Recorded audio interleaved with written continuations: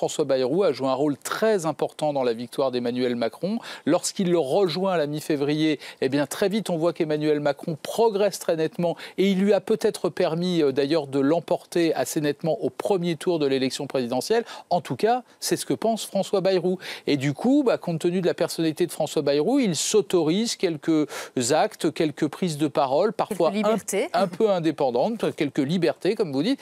Et dans l'entourage d'Emmanuel Macron, on m'a avoué effectivement qu'il fallait gérer le cas Bayrou. C'était déjà le cas au moment, souvenez-vous, d'un tweet malheureux soutenant Marielle de Sarnez à propos de l'enquête sur l'enquête préliminaire sur les assistants des eurodéputés du MoDem.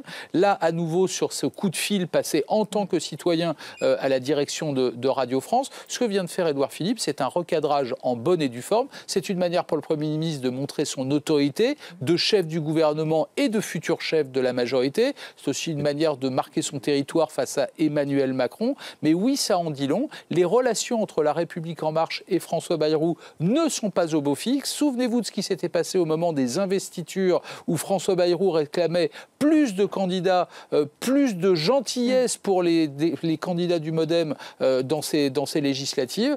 Ça continue visiblement et ça tombe pas très bien parce que figurez-vous que demain au Conseil des ministres, François Bayrou présente sa loi de moralisation. Bref, le Premier ministre demande de l'exemplarité pour tout le monde, y compris pour François Bayrou.